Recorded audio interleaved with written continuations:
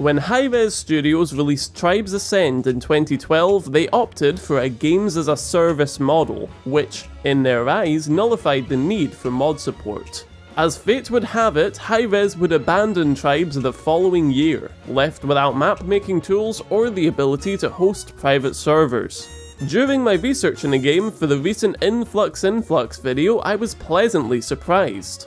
Despite the lack of official support from Hi-Rez, somebody found a way to add both of these features, all thanks to a small mistake on the part of the developer.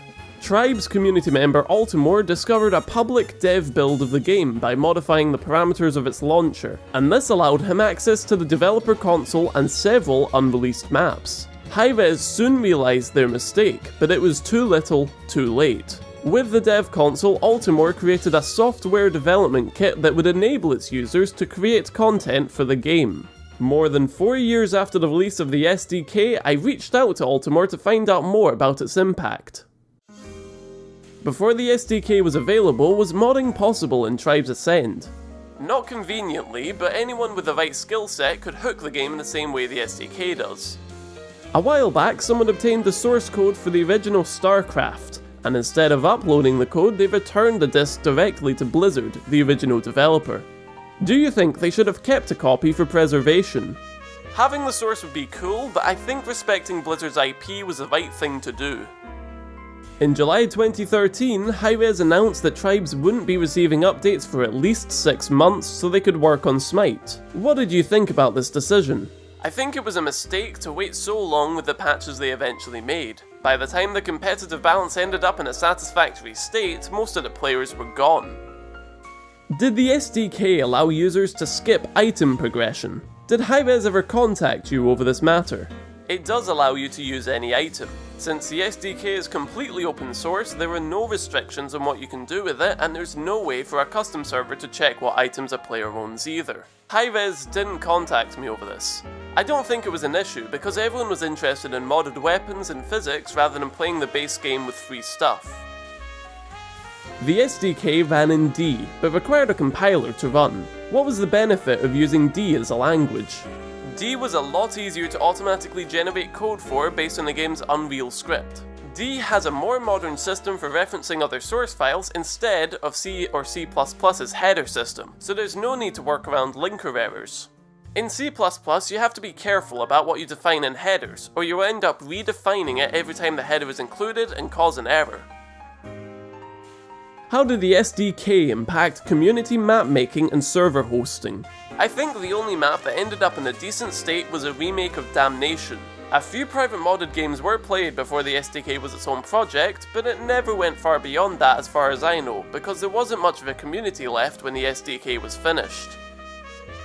Hi-Rez themselves promised map making tools after Tribes development ceased, but they never delivered. How do you feel they handled Tribes post-Smite?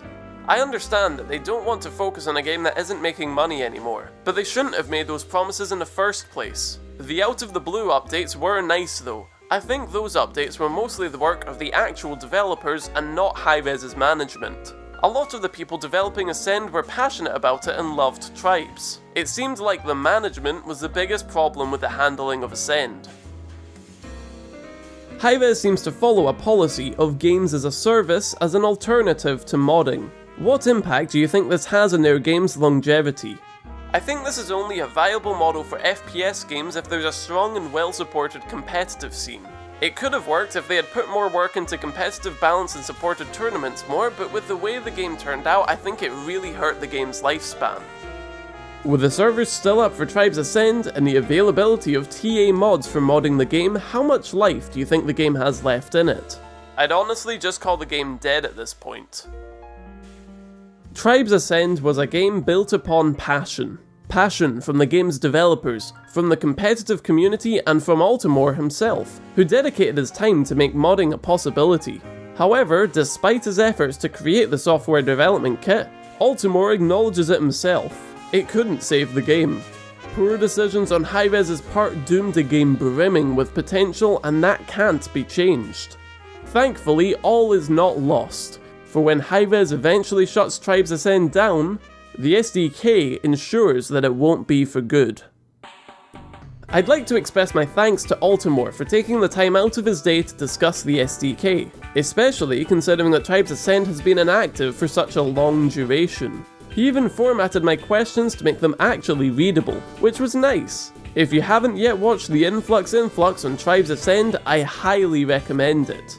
It delves deeper into Hi-Rez's support and lack of support for the game, as well as a similar instance with Global Agenda. If you want to see more in a changing state of games, consider subscribing. Thank you for watching.